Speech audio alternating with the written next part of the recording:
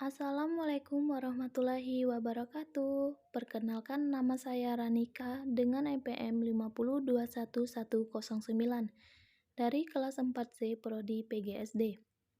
Di sini saya akan menjelaskan materi tentang mata kuliah telaah kurikulum yang didampingi oleh dosen Cahyo Dwi Andito Magister Pendidikan. Baiklah, di sini saya akan menjelaskan tentang pengertian telaah kurikulum yang terdiri dari pengertian telaah kurikulum, prinsip kurikulum, fungsi dan tujuan kurikulum, serta relevansi dengan standar nasional pendidikan. 1. Pengertian kurikulum.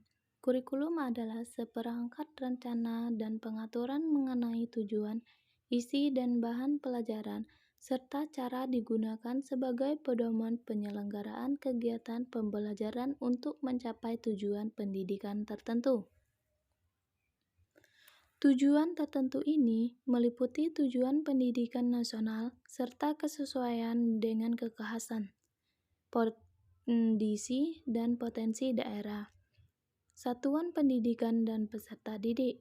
Oleh sebab itu, kurikulum disusun oleh satuan pendidikan untuk memungkinkan penyesuaian program pendidikan dengan kebutuhan dan potensi yang ada di daerah.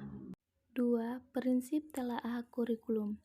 Prinsip berorientasi pada tujuan. Kurikulum sebagai suatu sistem memiliki komponen tujuan, materi, metode, dan evaluasi. Komponen tujuan merupakan fokus bagi komponen-komponen lainnya dalam pengembangan sistem tersebut.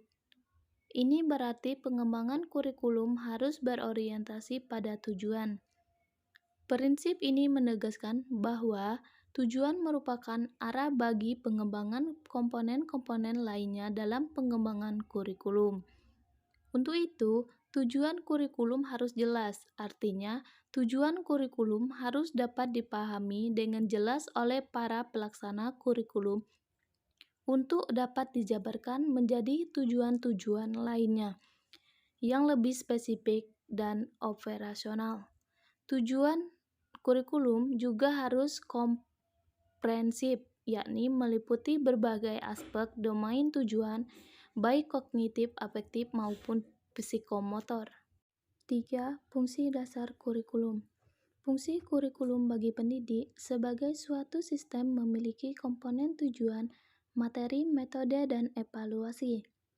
Komponen tujuan merupakan fokus bagi komponen-komponen lainnya dalam pengembangan sistem tersebut. Ini berarti pengembangan kurikulum harus berorientasi pada tujuan. Prinsip ini menegaskan bahwa tujuan merupakan arah bagi pengembangan komponen-komponen lainnya dalam pengembangan kurikulum. Untuk itu, tujuan kurikulum harus jelas, artinya tujuan kurikulum harus dapat dipahami dengan jelas oleh para pelaksana kurikulum untuk dapat dijabarkan menjadi tujuan-tujuan lainnya yang lebih spesifik dan operasional.